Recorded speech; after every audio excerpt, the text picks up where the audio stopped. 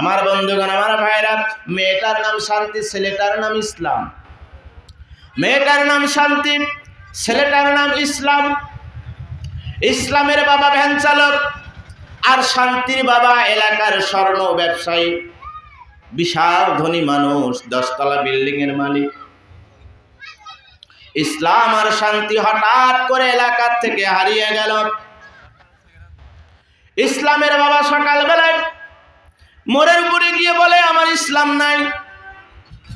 শান্তির বাবা বলে, আমার বাড়িতে আমার শান্তিও নাই। কয়েকদিন যাওয়ার পর আমার বন্ধুগণ, শান্তির মা, শান্তির বাবা পেরেশান হয়ে গেছে। আবার ইসলামের বাবা, ইসলামের মাও পেরেশান হয়ে গেছে। আমার বন্ধুগণ, আমার ভাইরা, আমার বাবাজিরা, কয়েকদিন যাওয়ার পর শান্তির মায়ের কাছে শান্তি ফোন দেয়, মোবাইলে কথা বলে, মা আমি শান্তি বলতেছি। শান্তির মায়ে বলে, শান্তি তুমি কোথায়? তোমার জন্য তোমার বাবা কাঁদতে কাঁদতে বেহুশ হয়ে গেছে। তোমার জন্য কয়েকদিন আমাদের খানা দাওয়া বন্ধ। তোমার জন্য আমরা এত পেরেশান, তোমার জন্য পেপারে তোমার নাম ছাপা হলো। আমার শান্তি কোথায়? তোমার জন্য আমরা পেরেশান, তোমার জন্য আমরা ব্যাকুল হয়ে আছি। ও শান্তি তুমি কোথায়? আমার বন্ধুগণ, আমার ভাইরা, এবার শান্তি ডেকে বলে, মাগো আমি অমুক ভ্যান চালকের ছেলে, ইসলামকে ভালোবেসেছিলাম। ভালোবেসে ইসলাম আমাকে বিবাহ করে পাবনা শহরের বস্তির ছোট্ট একটা কুটুরিতে আমাদের জায়গা হয়েছে।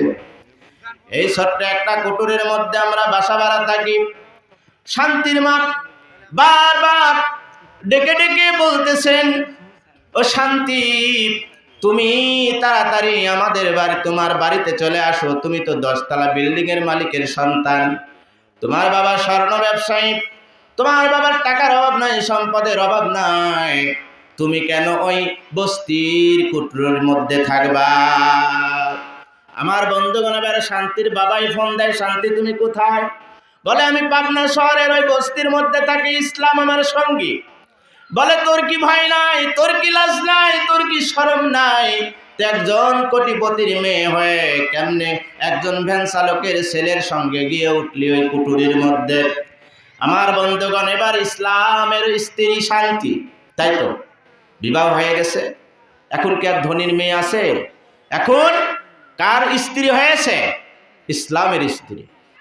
শান্তি এবার মাকে ডাক দিয়ে বলে, মা ও বাবা, তোমরা এত শান্তি শান্তি শান্তি শান্তি করো, তোমরা যদি তোমার ইসলামকে মেনে নাও তাহলে অটোমেটিক শান্তি তোমার ঘরের ভিতরে ঢুকে যাবে।